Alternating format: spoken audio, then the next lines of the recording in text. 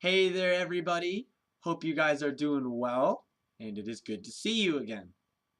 For my informative speech, I will be talking about chairlifts.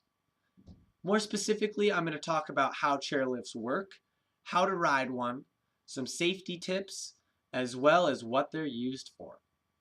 To start, we're going to address the three main chairlifts you'll see. The first one, I like to think of it as a flying metal couch.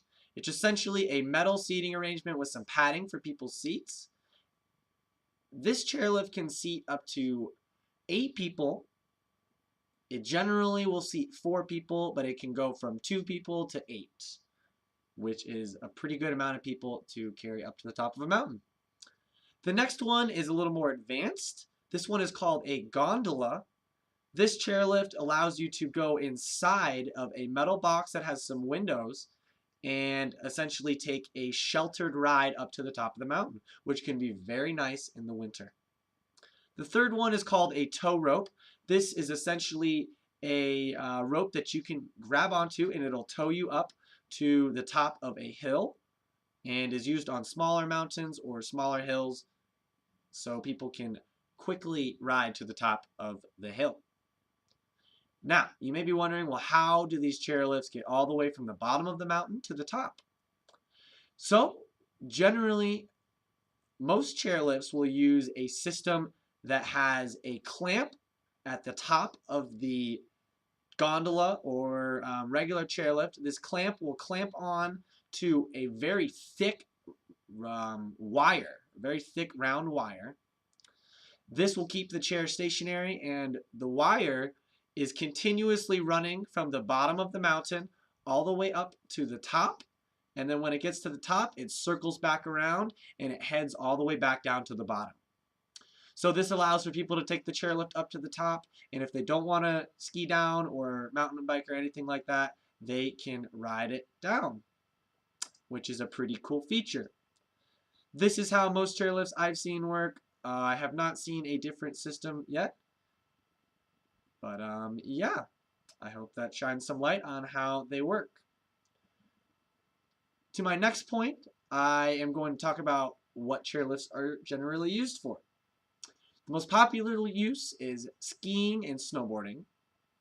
There are many resorts in many different states and parts of the mountains in the United States and other countries. Another use is mountain biking and hiking. This is good for the summer. Another popular use for some towns is transportation. Actually, a gondola in certain towns can take you from one part of the town to another, which is pretty cool. Some mountains have restaurants and places to hold events, so people will take the chairlifts up to events at the top of the mountain, which is also a cool feature. The final two are just for fun. You can really just ride it for fun, and it's always a good time. The last one is called an alpine slide, which you can take it halfway up or all the way to the top, and it's essentially a luge slide that will take you from the top of the mountain all the way to the bottom. It's pretty fun. So now we are going to talk about how to ride a chairlift and some basic ways to do that. The first thing you want to do is communicate with everyone that's riding with you so everyone's on the same page, especially when you're skiing and there's lots of people at the mountain. This can be very challenging sometimes. The first step you want to do is you're going to get in line. The next step is you're going to walk up to the starting point of getting on the lift. Now this is going to look like a colored line on the ground or a gate of some sort. Essentially, they want to make it known that this is where you wait to get on the lift. Now, when you are waiting there, you will see the lifts coming into the housing unit at the bottom of the mountain. What they're doing is they're coming through and then they're circling back around. So when you see that chairlift circle back around and it passes by you, that is your cue to walk out to the next colored line and stand there and wait for the chairlift that's coming around.